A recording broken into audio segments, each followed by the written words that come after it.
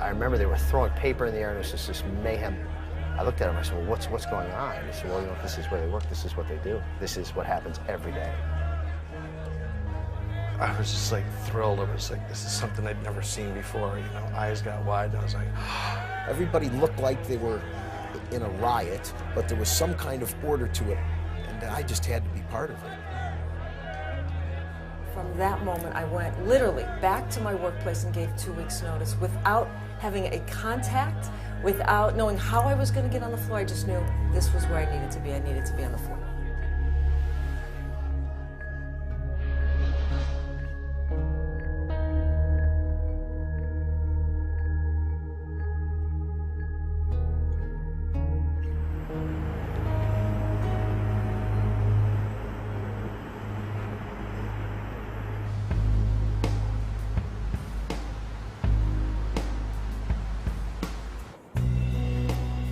The biggest pits in the world are here in Chicago. The Chicago Mercantile, the Board of Trade, Board Option Exchange, even the Chicago Stock Exchange. There's no place else that you have 9,000 pit traders all in one city. Nowhere else in the world.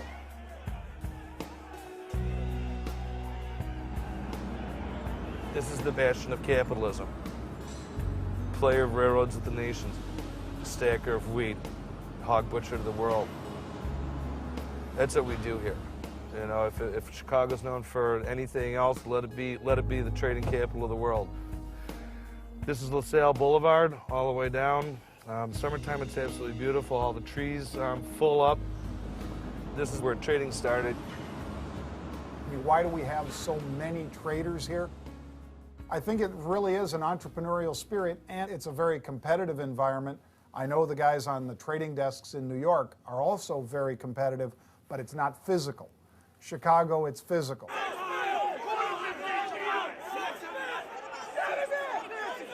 It was based on gentlemen's rules. It was based on integrity, honesty, mutual respect. But the business in the pit was the furthest thing from gentlemen's rules. I mean, you saw the worst in everyone. When you're standing there and somebody spits on your face, that, you know, somebody gets inadvertently stabbed with a pen, or somebody steps on your foot or spits on you, like I said, and it's like something that you don't even really address. It's like completely, you're immune to it. It's like, it's silent, it's quiet in the chaos.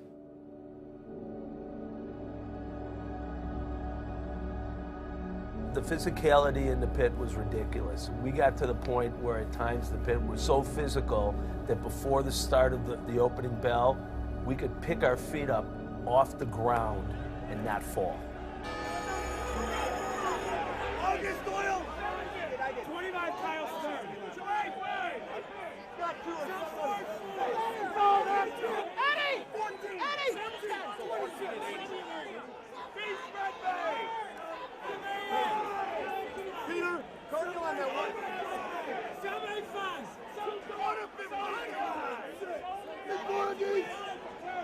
The open outcry process is, you know, 80% bravery. I mean, it's a perspiration game. You have to have nerve. Some are brilliant, some are totally eccentric, some are totally nerdy, some are just flagrant jerks. At the Board of Trade, the interview process that I had to become a member, and I remember the one question they asked me, what do you want to do? And I said, I want to make a lot of money and leave. You never found an ad in the paper. You know, it was all people who trusted you. Found a friend of the family, got you on there because you were sharp or you had potential.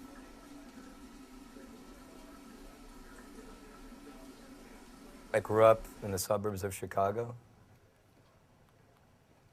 My older brother's 4 years older than me. But he'd already been trading maybe for about a year or so, and he thought I'd be really interested in it.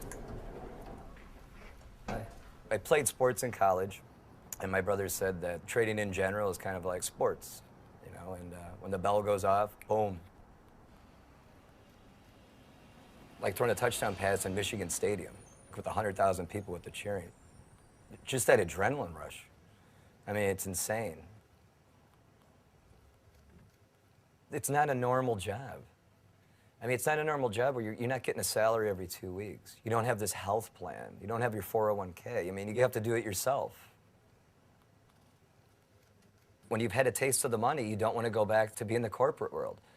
I mean, I just couldn't see myself working for a firm and just getting reamed on by a boss. Probably, seriously, I'd probably tackle him or something. I'd be like, you know, who are you? This is Creedence Clearwater Revival. That's my acronym. This is my brother's first album, The Endless Summer. And I got it for, you know, colorful reasons. You got your little groups. You got your Southsiders, you got your Northsiders, you got the Jewish clique, you got the Irish clique, you got the Italian clique. I'm Polish, I don't think we have a clique. You got to mesh and find your niche. There's a lot of uneducated people, which doesn't matter. You know, the uneducated people have a tendency too to make good money. When you're in there from 8:30 to 3:15, it's all about money. One guy's misery is one guy's, you know, profit. Sad to say, but that's true. Not that I take advantage of that, but maybe I would. By the middle of the 19th century, Chicago was emerging as the transportation hub of America. Trade routes by rail and water converged on the city, giving birth to its famous stockyards and slaughterhouses, and a town hall market that would later become known as the world's first modern futures exchange. On April 3rd, 1848, 83 merchants founded the Chicago Board of Trade. Futures trading provided an opportunity for buyers and sellers to manage their risk against unpredictable price fluctuations. Too many cattle this year? Well, the beef prices are low. Drought in the Midwest? The corn prices go higher. If both the buyer and the seller can agree on a price ahead of time, we call this a futures contract. This agreement allows them the opportunity to protect themselves against paying too much or selling for too little. So who are all these guys yelling and screaming, and what are they doing? As the exchange grew in popularity, at times there'd be more sellers than buyers, or a demand with no one there to meet it. Entrepreneurs saw an opportunity to take advantage of this imbalance, working in the middle as both buyer and seller. This allowed them to profit by speculating with their own money while filling a vital need for market liquidity, or the ease with which goods can be bought or sold in the marketplace. These early speculators became known as local traders. As their role expanded over time, they became major players on the trading floor. In 1981, the Chicago Exchanges introduced metals, energy, currencies, bonds, and stock indexes, attracting more interest than ever before. Soon, calls were coming in from all over the world. The modern local trader might trade hundreds, if not thousands, of contracts in a single day, often getting in and out of trades in seconds, each time risking their own money in the hopes of profiting as they hold their own against the expanding market.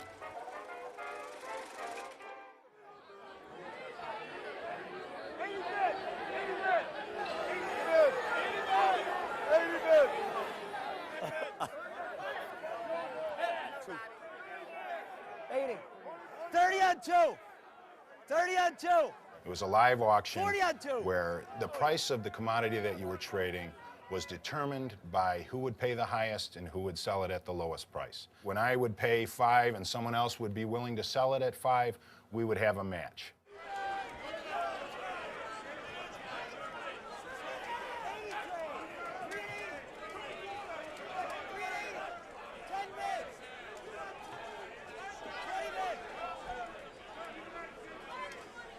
We would acknowledge it,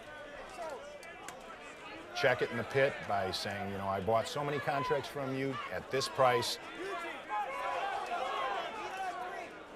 and then we'd write it on our cards. We'd end up handing in our cards to our clerks, and the clerks would take it to our clearinghouse. Yellow coats were designated for clerks. Other than that, all the different colors and different designs that you see down there was to make you stand out among the crowd. There were guys that had checkered jackets, red, white, and blue jackets. Anything that made you stand out in your area of the pit because you needed to be seen. It's a misunderstanding that traders manipulate the price, that they're responsible for prices going up or down, and it's completely false. The supply and demand drives that. If there's too little supply and demand is high, well, prices are going up. If there's too much supply and demand is flat, prices are going down. The traders are just in the middle. All they're doing is catching something for a tenth of a penny and passing it on hundreds or thousands of times a day. It's actually funny because when you first come down here, it's overwhelming. You can't figure anything out. And quickly you kind of discover, well, that guy's a broker, and he's an order filler, and well, he's a big trader. All of a sudden people take on this personality, so you get an idea of what's happening.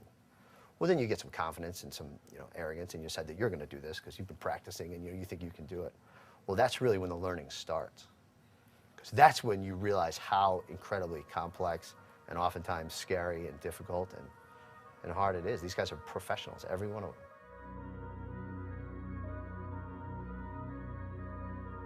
Each and every day to go in there, trade your own rent money, not know whether you're going to make money or not, is terrifying to a lot of people. And I found it to be very, very scary. I don't have any clients. I don't have any customers. And it dawns on you, nobody trusts you to do what you do except your family. And so in a lot of ways, I'm a hedge fund manager of my own family's worth, money. And they trust me not to fuck up.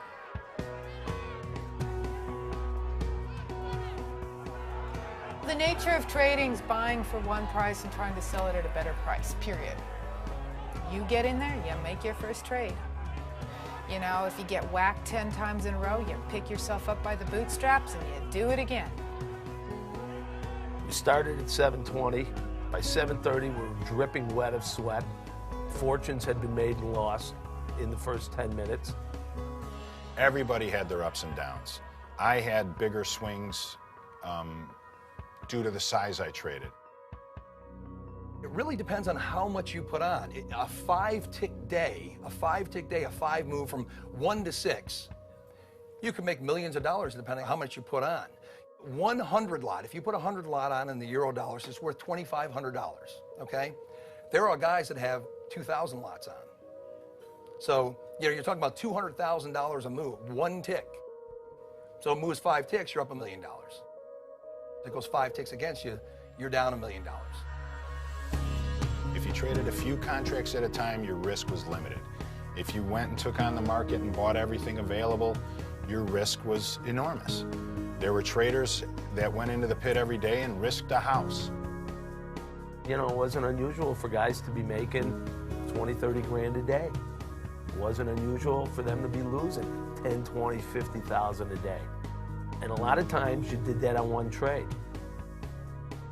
Whether people like to admit it or not, this is a form of gambling. How is it not? If you buy a stock, you're buying the idea that that stock's going up, right? I mean, that's what we do, and options are the same way. I mean, there is a gambling mentality to what we do down there. It's gambling to go down there every day because you are risking something. But the rewards were phenomenal. If you took the biggest risk, you're either going to get crushed or you're going to be the happiest man on campus this afternoon. I think somebody once said that floor trading offered blue-collar guys a chance to get in with the big boys. Commodity trading only has 2 purposes. 1, to make a lot of money. 2, to manage a lot of money. And the faster you make big money, the faster you can do things with your life. And I think that's what it's allowed me to do. The numbers for successful guys are fleeting because you're only as good as your last trade. It's what you don't lose. It really is. I mean, there's been guys who've made more money than me, but for some reason or another, it was taken away. And so I think the more successful trader is the guy who can keep it for, you know, to the 10th, to the 9th race. The good traders know when to make money and leave.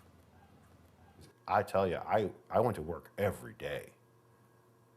And when I wasn't at work, I was a miserable human being. I mean, without a doubt, I wanted to be back at work because I knew how much money you could make. And so when I go away on vacation, it didn't matter what I spent because I knew I was losing more not being at work, you know. And then somebody said, but you could be losing money. And I go, you know, you never think of it that way. Everything can be traced to being around the best traders in the free world. I would watch these guys trade in my pit, and I would say, if they're buying, I'm buying. If they're selling, I'm selling. But I also wanted to see, what was important to me, how they handle a loser.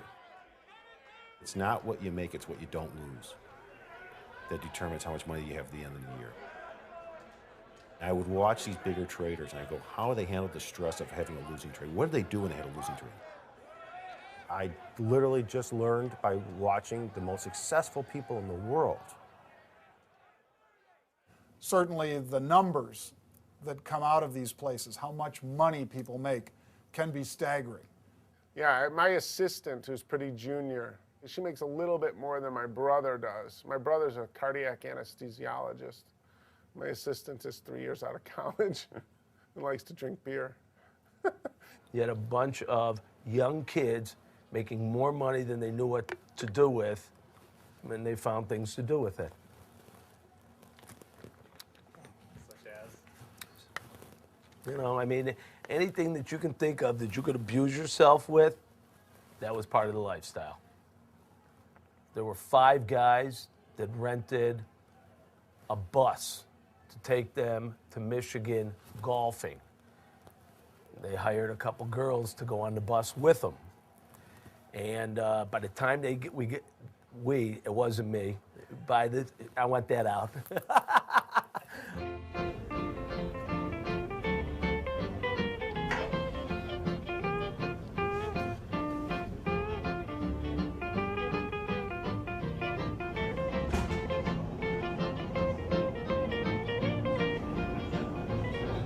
My primary over-the-counter customer base was made up of traders.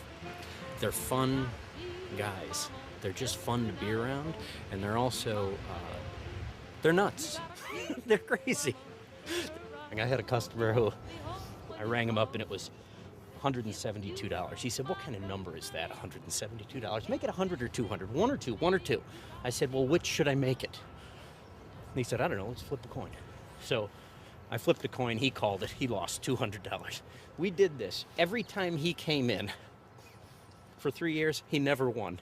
We had customers flipping coins. He wanted to inspect coins. He never won. Every time. It was like 2 or 3. I'd just say, what do you want to make the spread? He would do that. He never won. Every time he would overpay, he'd take the money out of his pocket, slam it on the counter, and leave. Loved the game. Loved the game.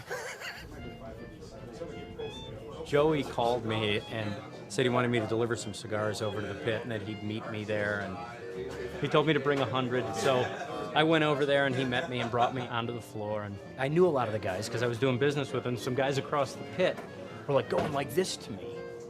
And so Joe said, they want a cigar. Throw a cigar to them. So I reach in the box and I throw a cigar across the pit, and the guys are reaching up and grabbing the cigars. So I threw them everywhere. I was just throwing cigars all the way across the pit, and whoever it is that's responsible for security in the pit or whatever it is came up to me, and as he approached me, he said, I'm the guy who's supposed to throw you out of here. And he said, but I'm not going to. Can I have a cigar? You know, every afternoon, the bond close, we would all prepare for it. It's like, okay, you know, bond close is hitting.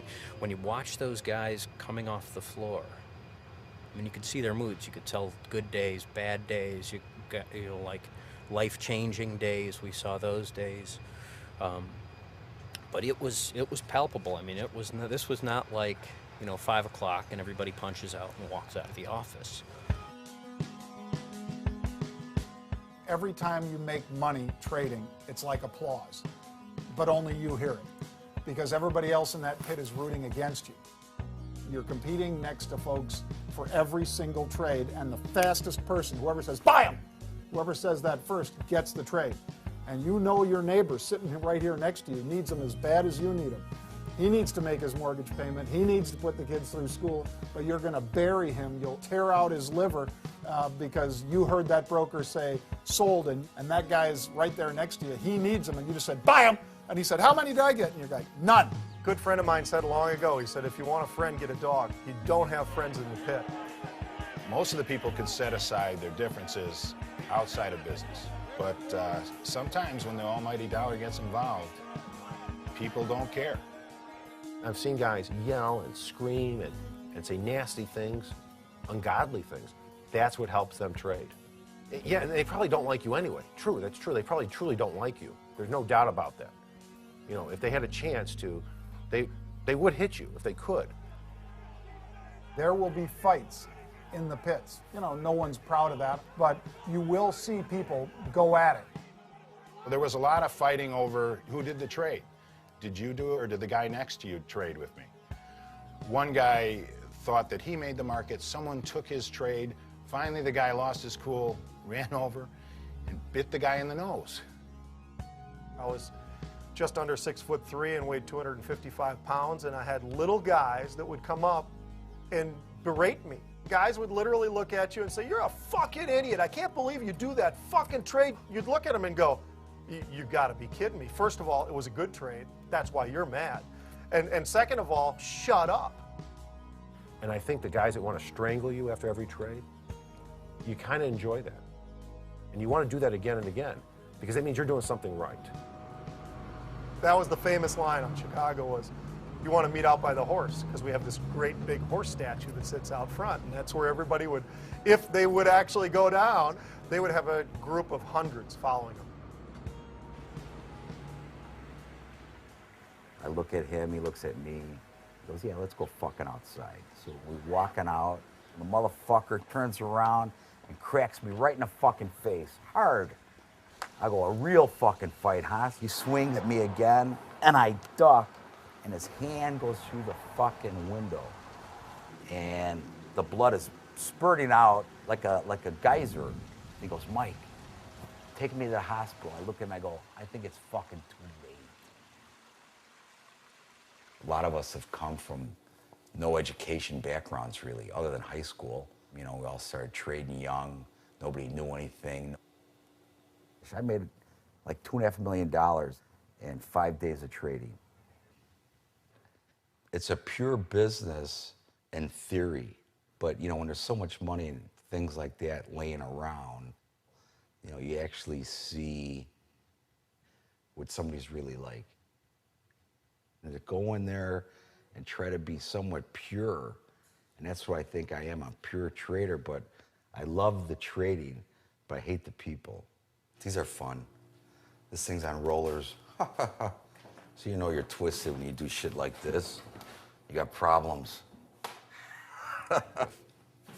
They're so big, you can't believe it till you come up to them and see how big an animal is. You know, they think, oh, it's a giraffe. Everything's dangerous in Africa. Everything. Because everything's used to being eaten. When I go there, there's always stories of somebody dying or getting murdered by some animal all the time.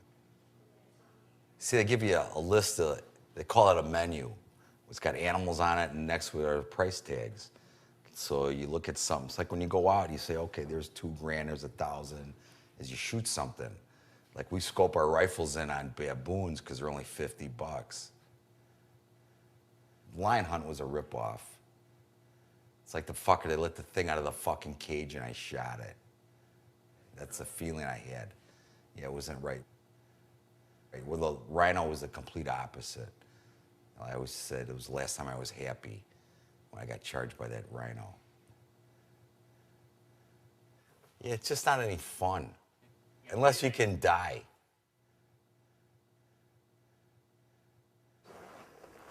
But you need the heavy caliber for those big animals. Nitro explodes. Oh, it's such a gas shooting this thing. Wesley Richards. Oh, fun. The beauty of hunting is that it doesn't involve the merc, doesn't involve my partners. It's just me and something that wants to get away from me. In this business, you have to be a street kid and a business person because there's too much money involved. 25 years of trading, it is really a living hell if you're not one of them. And I've never been one of them. The whole power of the 150 years of the futures industry in Chicago, which is where it started, has always been the broker. The broker is the one that has the orders that come in for all outside customers. If you're in with that guy, you can count on making a living every day of your life. It's a game. You know, it's who you know, who you grew up with, who you married, who's your friend, all that shit. I would have been way more successful, way more. I couldn't even tell you if I could bite my tongue and learn to play the game a little bit, like dress like this every day when I'm in my 20s. Fuck. I was a fucked up little jagoff. Look at this, motherfuckers. The beauty of trading when it's really going, it's a rhythm. You're just doing your thing. Problem is when it slows down sometimes, you start thinking why I should do this trade, why I should buy these, why I should sell that. And anytime anybody thinks, you're usually pretty fucked. I call the market a big whore. The market is a whore. It's out to fuck as many people as it can. That's its job.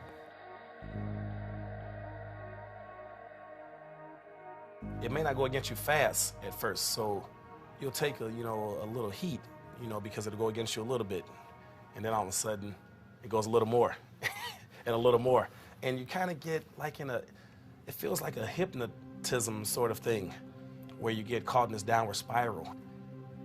You know it's a loser, you've confirmed that it's a loser, just sitting there looking at the prices go further and further against you, and it just feels almost like sometimes you can't get out. Say you're down like $12,000. You're like, I should walk out of here. I should realize, I'm past my limit and walk out of here. What's the next thing you do? You're like, well, what the hell? Just, I'll buy a couple more. And then wham, it goes again. And the thing that goes through your head is like, all right, how much am I losing right now? There goes a car. There goes a house. It's like someone hitting you in the balls, never ending. It's like wham, wham. It's like, okay. Nobody can get you down the amount of money that you're going to be down the day. Only you can do that. And it's funny when you see something happen to somebody else. It's very, very public, and so those guys that saw you lose money will probably, twist that knife in your side and say, boy, they looked pretty good an hour ago, didn't they, Pete? That's a vindictive crowd. It really is. There's a joke that we always used to say when you go on the floor, you've got the scan card, you've got to scan your way in. Well, if you scan it and you look down and the light's red, the guy behind you is like, ooh, bad day yesterday, or how you looking there? You're like, oh no, it's good. You're like, come on. And it goes green, you're like, all right, yes. They're alive for another day. There were a lot of times when the markets got very volatile that you wouldn't see a guy the next day. And you knew he lost what he could lose. Valentine's Day, 1994. I had a little position on in the yen. The Japanese and the Americans were trying to make a trade deal, and they kept extending the deadline. And finally, they said, there's not going to be a deal. So when we walked in on that Monday, our market was limit up. So that position immediately was like 40,000 against me. And it was rallying. It's $1,000 a point. So every time it rallied 1 point higher, I lost another $1,000. Well, it rallied 100 points. It was $150,000. It was pretty crushing, the feeling of despair where, oh my God, I've lost everything. We had basically moved back in with my parents. Ready? Tee number 1. I think we should walk over this way. So I went out and got a job as a clerk, making, you know, $400 a week. At one point, my wife was drunk and, you know, she said, "Yeah, you're nothing but a fucking clerk." I think she really expected bigger and better things. Okay, I'll play that one. What's really nice is when the weather's a little warmer, but it's too cold for everybody else. You get the whole course to yourself. When the split came, it was pretty devastating for me. I hugged my kids. That kind of kept me going. It was like, well, I can't just give up now because they're depending on me. All I know is that when I was a little kid, I wanted to be a dad. From the earliest childhood, you know, I had a lot of brothers and I wanted to be a father. You know how to use that? Okay. Well, you just go to the bank and put it in, punch in that number when it asks. It's going to ask you what you want to do. You want to checking, withdrawal, and then punch in the number, how much. Okay?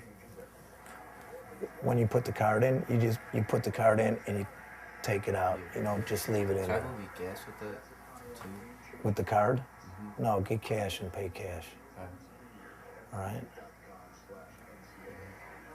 When I was in preschool, he came in and spoke to our class, I remember. And he just had everyone stand up and yell as loud as they could. And that was basically what I figured he did all day. I didn't really know.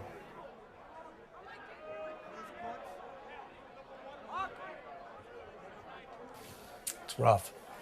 Our markets are real thin, and it was just a tough week. By the end of the week, I was asking people, you know, how are you doing? How's it going in there for you? And every one of them was just like, it's brutal. It's brutal in there.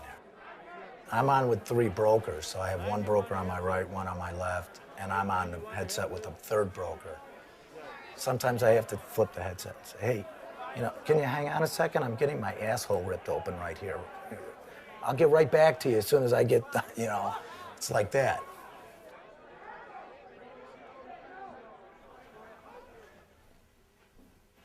The lottery is like $320 million right now. So I bought a ticket for that.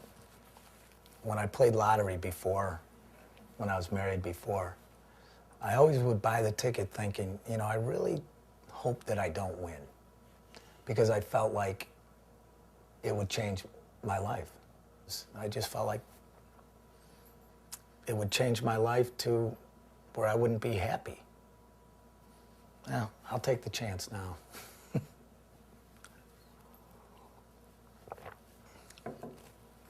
And you will have a big loss. And it's how fast did you cut your losses when you started to incur those big losses, and then hopefully you didn't have something like a drug addiction, an alcohol addiction, which break traders down. And there was an incident where somebody had dropped drugs, yet nobody, and everybody's looking at it, and nobody would pick it up because nobody wanted to, you know, be incriminated by what was going on. So everybody's sitting there looking at the drugs, nobody would pick it up. Drugs and alcohol is a horrible stereotype of this business. I think that the high-strung type A people, you know, gravitate towards that, whether it's this industry or the sports industry or the film industry or, you know, insurance. It doesn't matter. I mean, those people, I think, you know, that's a functionality of the personality, not necessarily the industry.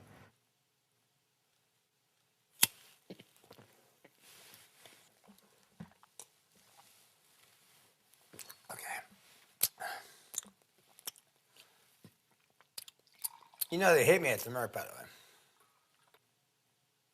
All I know is when I first walk in, every can I say fucker, has a Rolex on their hand. And it's and I'm like, I'm looking at it. And that's all I could think about when I first started trading. It really got more on their wrist than I got in my account. I thought it was just like, you know what, I could beat these guys. And I swear to God that 99% still don't get it. When you win, you start betting less.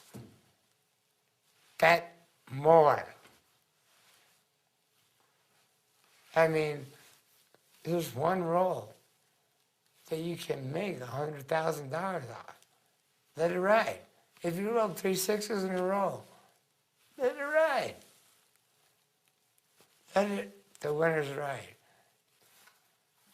Money gets you super checks. I'm talking, I fucked the Playmate. Isn't that what every guy's fucking dream is? Right? The only thing about trading is just don't lose money. When you lose money, it changes everything. You can't keep going losing money and expect to live the same life. Somehow God or somehow some spiritual thing just whacks you. Or you want to buy something expensive because you've made it, and you've made enough money to buy it. You start losing every day. You buy a house, can't make any money anymore. You go on an expensive vacation, but as soon as you say you're over the hump, I don't know. How do you deal with that? How do you deal with I didn't have to. Make money every day. Did you make money every day? For a long time, yes. Did you, what happened? You don't trade now. Do you trade now? Cut. I remember seeing 2 or 3 grown men on the steps of the pit at the end of a crazy day in October of '87 crying. And I mean, that leaves a heck of an impression. These were the men that, you know, they could do no wrong. They were there first. They were some of the pioneers. They had built huge fortunes, and they were just the wrong way on a day where it mowed them down. Because of what can happen and how much money they can lose at a rapid pace, the stress level was too much for some of the guys who actually took their own lives. And these guys were married with kids. So you're talking about enormous amounts of stress, and they just couldn't look their wife in the eyes anymore, or their children, and it's pretty brutal, really brutal. A couple months ago, I told myself I'm leaving the floor. I definitely want to leave the floor. My overhead is insane. My gross profit was always growing, and then just over the past year, last year, for example, less than half of what I made the year before. 8:30 opens, like the stock exchange, everything, all cash opens at 8:30. The trade was at 7:30 because the unemployment number came out at 7:30, and so I missed that move, which if I was on the computer, I would have had a chance of trading the number and probably been done at 8 o'clock. Instead, you know, I got to stick around and wait for a move later on in the day, hopefully. We're obviously going computer, whether it's, you know, tomorrow or, you know, a couple months from now, I don't know. You can just tell by my coat, too. It's faded just like the floor. There isn't this floor trader presence like there was. It used to be that there was a couple thousand guys, I don't know the numbers, that were trading in the pits. We had as much as 500 people in the pit when I was there in the 80s. Now there may be 50 guys in the pit. And a lot of the business has gone to electronic trading. The internet became very commonplace in the 90s. And the speed at which the information was learned by all players in the marketplace became so fast, everyone got all the information at the same time. The trading industry started to go with the information industry and went side by side with that. They wanted to be able to trade instantly when the news came out. And as they've leveled the playing field, the people in the pits have lost a lot of their advantage.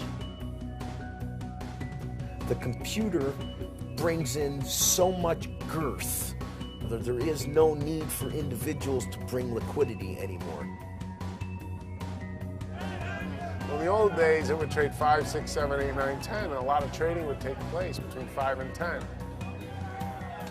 Nowadays, the market instantaneously changes price from 5 to 10, and there's nothing in the middle.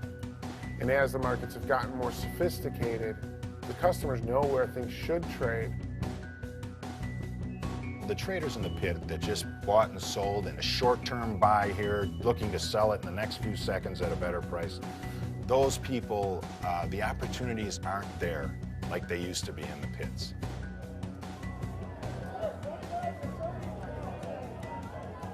You could see it in the NASDAQ. The volume started to drift away from the pit. There would be less volume, and I was spending more in commission trading with the box, as I call the box, the computer. The most vile invention in the world. It is just a disgusting thing. In the 70s, I was on Wall Street. I was at the discos, late night, having fun, and I was a trader. And it was immediate gratification because you'd come in the morning, you'd have money in your account. The next thing you know, oh geez, I just made $1,000. Let's go out and have some cocktails. And we were sky high for 20 years. Should have retired, but I didn't. Back to the miracle.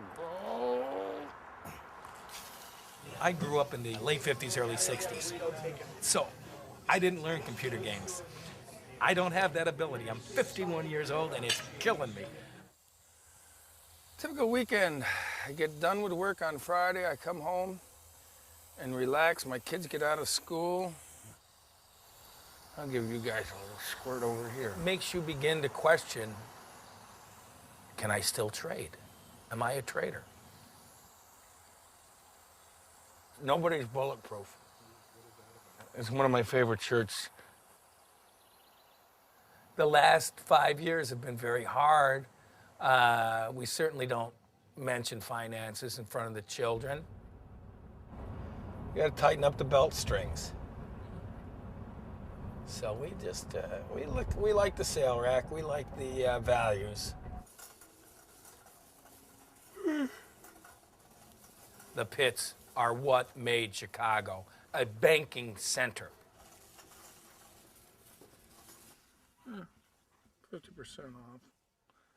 It is a travesty that they are hell-bent on going computerized when the system works as it is.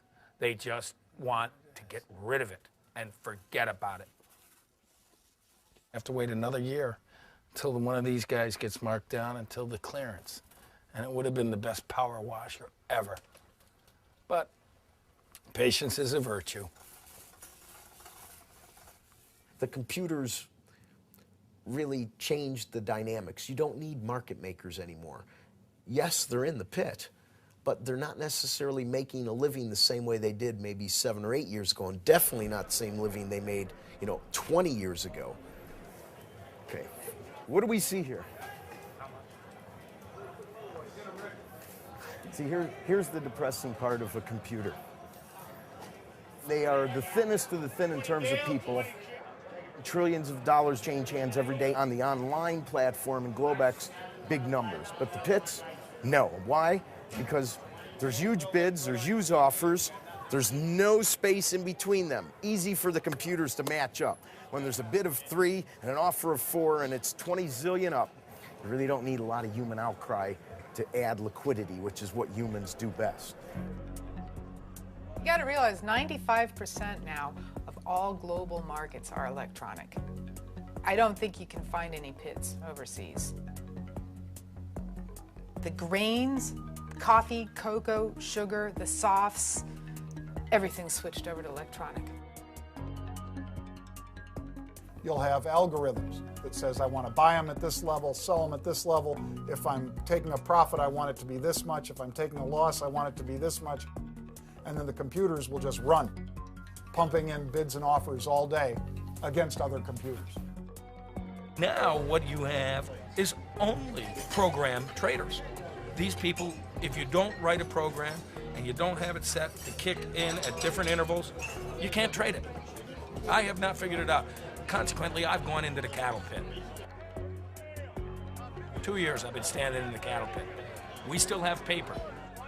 They're trying to infect us with the virus. The customers, however, like talking to their brokers, and it's the last of the open outcry.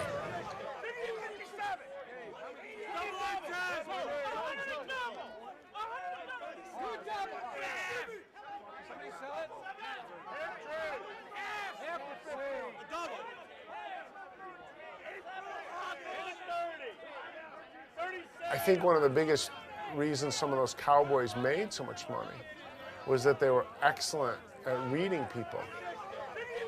You're picking up the clues of the brokers' faces, you're listening to the volume, you're hearing the noise. You can determine the fear level in the marketplace. But when it changes to the screen, you just see prices, you see numbers flashing back and forth. This is the life and the times of an upstairs trader. We just sit here with no exercise. You have to understand that I was in this incredibly stimulating environment of being on the trading floors for a number of years. I think there were 4 women on the entire exchange floor, you know, and it's like you're down there sink or swim, you know, you're in there with a pit of guys, you know, all sweaty armpits and everything, and I'm just trying to open my mouth to buy or sell a 1-lot. That's how I started. That's our exercise for the day.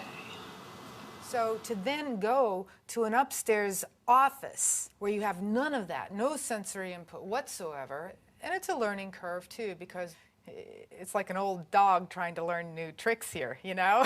You make your share of mistakes and, oh, I didn't mean to hit buy, I meant to hit sell, you know? Little kids grow up with these computer games and just take it for granted. It takes a while to learn. If you're trading multiple markets, it's impossible to monitor all this stuff technically for more than, say, 1 or 2 markets at a time. My eyes are right there. This is all for show and tell. If you think you can humanly process all this gobbledygook, you're crazy. It's like right there. I'm just looking at the last price. So 99% of the time, I'm just watching those go from plus 25 to plus 30 to plus 25. And that's about it. Would you rather watch a football game on your HD with a camera giving you all the action, that's open outcry, or would you rather have that camera just focused on the scoreboard the entire game? That's electronic trading. That's the way they look at it. And there's something to be said for that. You know, we always were trying to see who can get the fastest edge. Now it's nanoseconds. It's the computer is making that little marketplace that men used to make on their own. Back in, back in, back in. Back in, back in, back in, back in, back in, back in. Coming down, coming down, coming down. Give us a shot. Let us play. Gold went really deep. It's hard to find a price. I had it, but Jesus, it was too deep. Damn it. Pop, you son of a bitch. Pop. Pop. Pop. Look at it. Just... It's supposed to be a money machine, but it's a money machine that actually takes your money too, you know. Nice trade, Adam. Did you get a package or? Not left. Yeah, this here, the blue side. These numbers are whoever in the whole world's trading. These are their bids, meaning they want to buy it at that price. This red side's the offers, and we call it the ask. They're asking for you to pay this price. Go, go, go, go, go, go, go, go, go. This is good for the farmers. Let's do it for the farmers. Oh my God. Buy them, buy them, buy them. Just won't go. Man, it's fast, but isn't that fun? I mean, that is fun. It would have been funner if I got the price.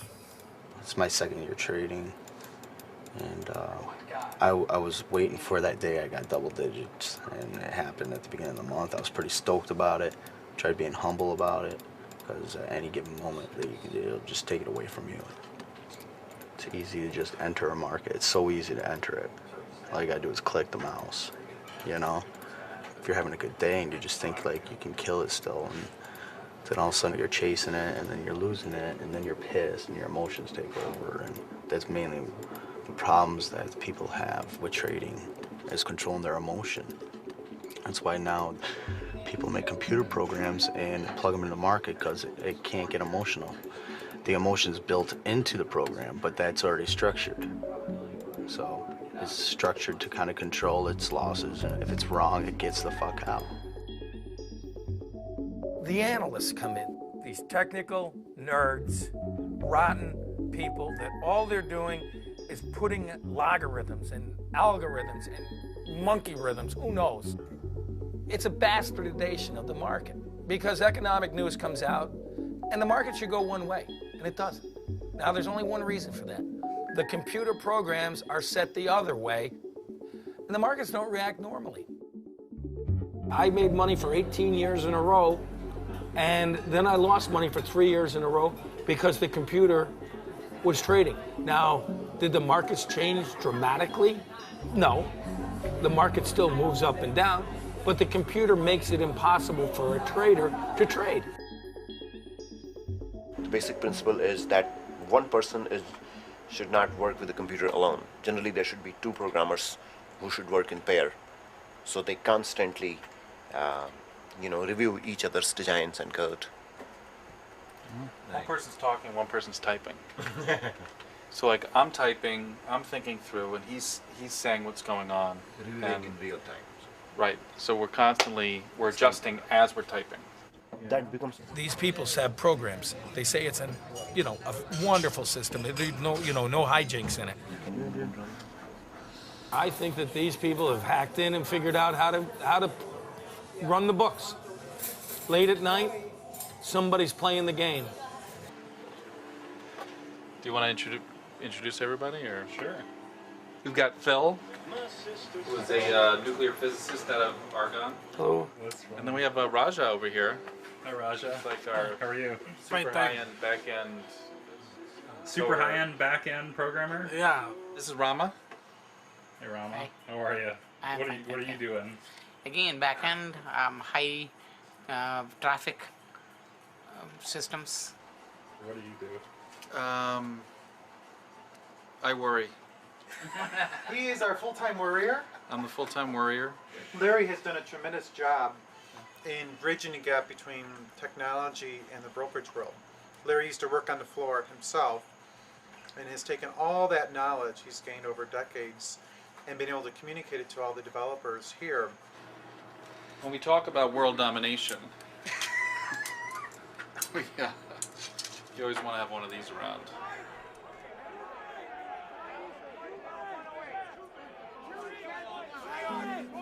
Most of these people come in the morning, the bell rings, they do their little trading, the bell closes, they go home, but they're not thinking one step ahead, and they're not planning one step ahead. Very few businesses will survive being run that way.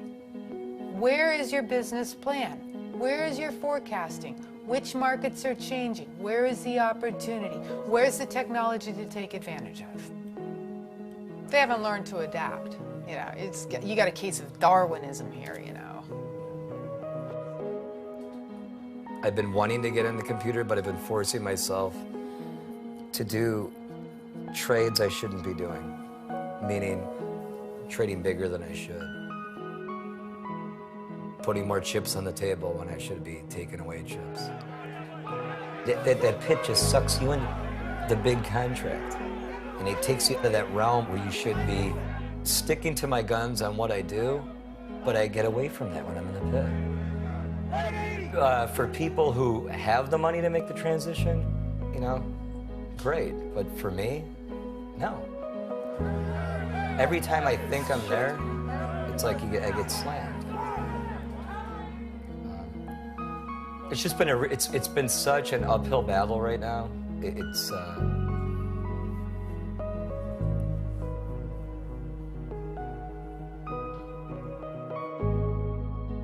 I've seen some of the most successful open outcry floor traders move to the screen and absolutely have zero success. To be a pit trader and then be trading upstairs in a screen and trying to trade the same way, it's impossible. A large percentage of my business is working with traders and trading firms. I am a master certified coach and I'm a psychotherapist, and the application in the industry is huge. I deal with individual traders. I help them transition from being a floor trader to an upstairs trader. I would take your hand and I would lead you away and say, did you like that? Was that exciting? Great. It's going to go away. but let me show you the next coolest thing. Come on upstairs. And I would take that person to an electronic trading arena and say, this is the future. I mean, you see guys just lose their mojo and they can't trade themselves out of a box. And oftentimes it's just getting them to realize and become self-aware of what changed. Some people make the transition in a matter of months, and some people it takes years. And the difference is primarily how they're coming into my office, the approach that they're coming in with. Are they open to change? Or are they coming with, my life is over? Well, the guy that's coming in, my life is over, we're going to have a lot more work to do on the front end to get him into a transitional job. I have a friend that says, nah, I'm going to go up to his office. He's going to teach me how to trade spoos. They've got a program. It's blue when you want to buy and red when you want to sell. Great. When I was growing up, everything was family. Everything. We had summer vacation for 3 weeks. We'd drive from one AAA motel to the next, and we saw everything. Families nowadays, it's hard raising a kid. They grow up too fast. They're never kids. They're on this computer. They're in this video world. And the family unit is gone. It goes fast, and it's very sad. And I can allude that to Open Outcry. When we lose Open Outcry, we've lost an institution. Oh, but did you ever think you'd see that on a door? Very huh? nice, very nice. This is my little new world. It's a beautiful world, but it's a computer world.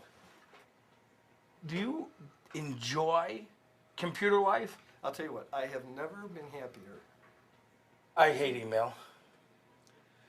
I hate computers. Well, I don't really know how to respond to that. I believe Open Outcry is the most honorable and the most efficient trade in the world. It's a new game. It's a new world It's order. a crappy game. Well, I mean, if you were making a fortune trading electronically, it wouldn't be a crappy game. I wouldn't enjoy it. There's a misconception that the local trader can no longer compete with the black boxes or the algorithm guys. I can't. First of all, they got to be right to market too. I've traded for 30 years, and I know markets. It's a different feel, okay? So it's like... It's not a feel. It's not. Let me propose this analogy. You're a musician, but you're trained in classical music. Okay. All of a sudden, does that mean you can't play jazz that's arrhythmic, that's atonal? Sure you could. You prefer the classical music or whatever it is. The market is like a symphony. And as a musician, you have to be able to play the music that the conductor gives to you. And that's, I think, what the world has evolved to. Every market, as volume, is dominated by computers. Not cattle and not hogs. Okay, I stand corrected, you're right. But that's only a matter of time. But they have this program where they're bid for 100 every nickel. You hit them. Some miraculous way, the computer gods, I bought one. The rest is canceled. Well, where did it go? I don't know. They have better programmers. The people that are making money are the programmers. I say the computer is the worst and the most evil thing of trading that I've ever seen. It's neutral. If I could convince you of anything after our discussion, I want you to get this idea of somehow this alternative trading modality is evil. And those I of us can't who win. thrive on- I cannot beat the computer. And that's not the computer's fault. It's not that my competitor is evil. He's better. He's more efficient. If he's following the rules. It's more devious. Why is it devious? They do Why is have it- these programs out there. Trust me when I say these people are cheating on the computer. All right, let's stop right there. They're cheating whom? Some people have better sources. Some people have better servers.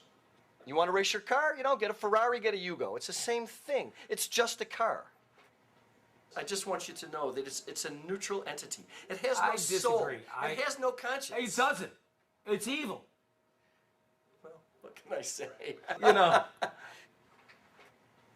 And I think what happened in our industry is when it did, the open outcry started going away and went to the computer, people were in shock.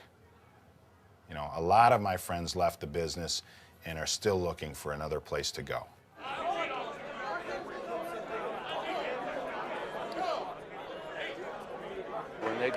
giving the evaluations. Right out here in the 7th floor, the supervisor's office. Everybody's going to the supervisor's office. When they sent me down to the 4th floor, I knew something was wrong.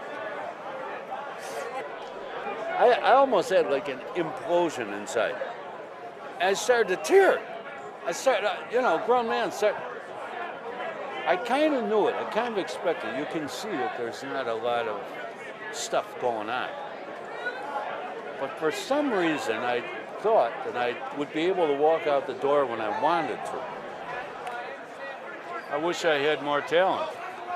I wish I had more talent. I wish I was more adaptable to the situation. But I realize that I'm limited in my services here. But when the electronics came, they take the best. And I'm not saying I'm bad, but I'm not the best. I know that. I'm limited. 16-year ride isn't bad.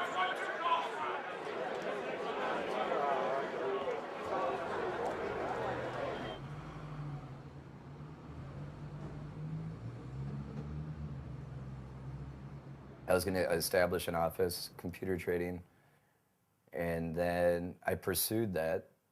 And then during that, the markets were horrible. Great excuse. I was horrible trading, and yeah, that was totally thrown on the back burner again. In a year, I want to not be living in Chicago. And hopefully I enjoy where I'm going to go visit out west. And if I enjoy it there, that's where I plan on residing. And that's where I think I would be most happy. Skiing in the winter, summer, just recreational things. What I'd like to do is be a park ranger. Maybe something in that capacity, like a search and rescue. Something where you're out in the element, and I kind of like that, being out in the element, maybe helping people. Something where you feel good when you come home at the end of the day. Wow. But that's the biggest feeling, though, the anxiety, that, you don't have that stress. It's hard to explain. It's just you're more at ease, because you realize it's not the most important thing in the world.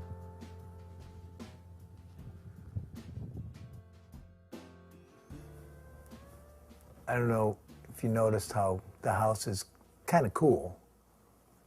I could never keep the house this cool when I had the wife and kids here. We'd have to have it on 72. And then when Bobby comes and stays for the weekend, I'll turn it up a little bit, for him. But during the week when I'm here, I just turn it down, and my bills are like nothing.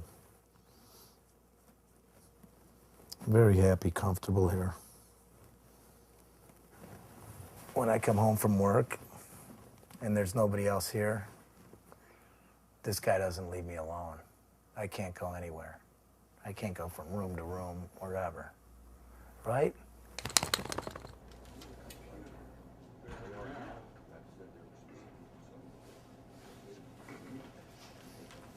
And as far as Bob, I would love if he, got interested in the business and found that he was good.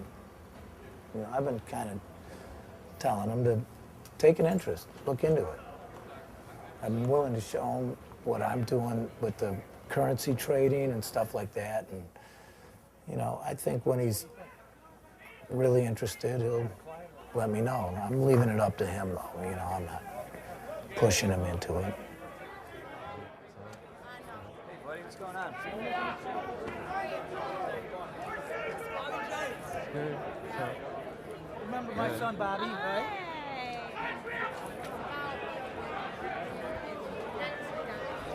Graduate this spring? Yeah. You know you're going to college? Not yet. Are you going to college or? Yeah. I don't know what I want to do with my life yet, so this is a good place to, because I've already learned a little bit about it, so I know a little bit, so. Well, he's telling me that now it's more transitioning into computers, trading instead of people. He told me to that I should get more involved with the computer parts, because then there will be more jobs for that.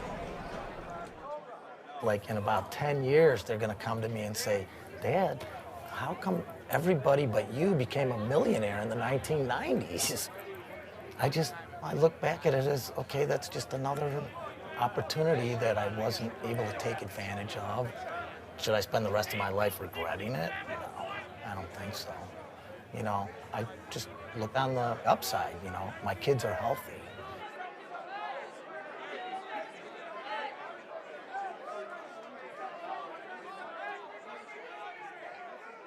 It's hard when you've been doing something 25 years, making good money, and then it just stops. Not because anything you did, it just stops. It's actually 87 because I got my 003 badge on. Yeah, right during the crash. What pit is that? S&P pit. 1, 2, 3. He's dead. That's 3. He's retired. He's shot. That's why I got into the casino business. I wanted to get out of this whole business. I always loved kid stuff. And I always collect little. I just like kids. It's weird. Kids and warriors. These are great kids' moccasins. The only reason I've gotten this far is because I've been tortured my whole life. As a child, I was tortured from my alcoholic father. That's what I got hit in. That's what's a little left of my motorcycle. I was coming back from my daughter's soccer camp when I got hit. This is the good stuff. And I was being followed by another parent. And he came out while I was, you know, laying on the ground. When he saw me, you know, I was bleeding out of my mouth, my nose, my ears, and my eyes. Because my head was blasted open. I was just, you know, yeah, I was dead. You know, the firemen, you know, he knows some of the firemen, they said, you know, this guy's done. This business was perfect for me. It's a real test on your own character because the greed and the stardom and all that bullshit that goes with the money, well, those squirrels today, eats a lot of people up, you know, and it spits them out. And one of the brokers, he's been down there as long as me, or even longer, he goes, boy, it was a good run we had. I said, a run? Fuck you, a run, motherfucker. A run is something like when it's just, I got this job and they keep paying me. When I go down and go to work, ain't no fucking run. It's fucking, this is like going to the mines every day. Oh, fucking people. Well, it's just...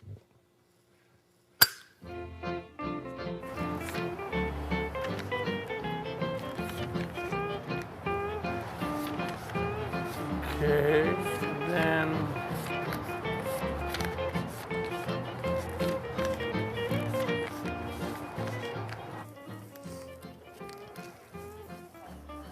Yeah, big dog. The big dog. Thank you, buddy. Oh, good. The market's coming my way. Perfect. This is our machine. We change the months, we put orders in and out, and then we get the execution logs. Geez, I bought all these up a lot higher than where the market is now. You name it, we got it. It's a crazy, crazy world we live in. All right, now, I'm gonna go into the pit and trade.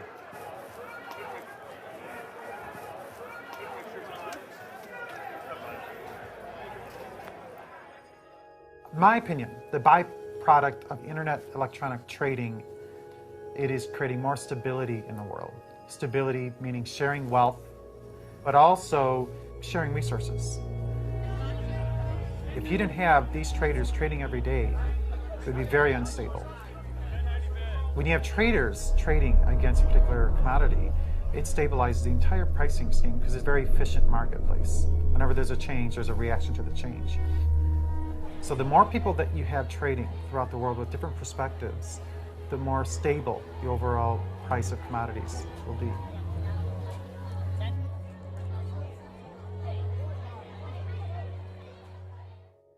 Good evening. This is an extraordinary period for America's economy. Over the past few weeks, many Americans have felt anxiety about their finances and their future. I understand their worry and their frustration. We've seen triple-digit swings in the stock market. Major financial institutions have teetered on the edge of collapse, and some have failed. As uncertainty has grown, many banks have restricted lending. Credit markets have frozen, and families and businesses have found it harder to borrow money. We are in the midst of a serious financial crisis.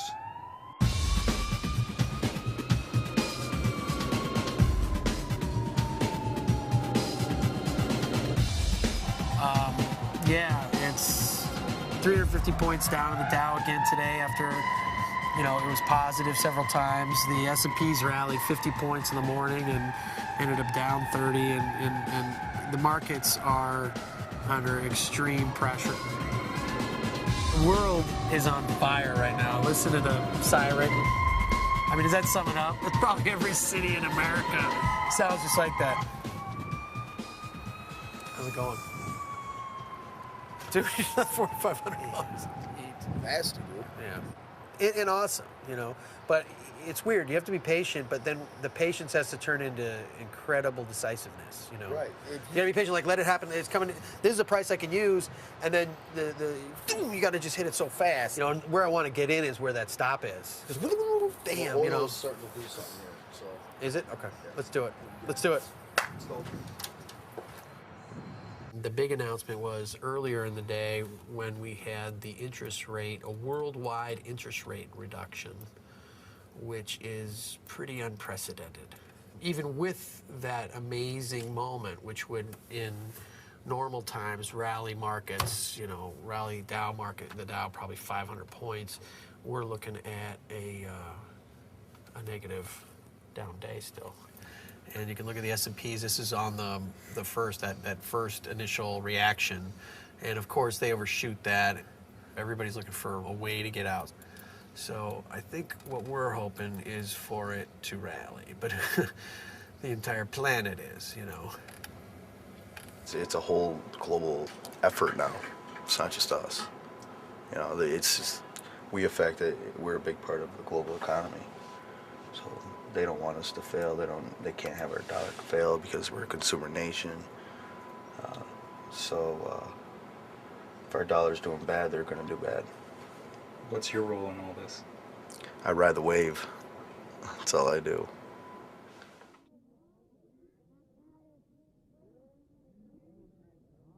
It's funny because I look back in the 80s and 90s, traders were the kings. The back office fellas and the computer boys, we would laugh at them. And they got their revenge.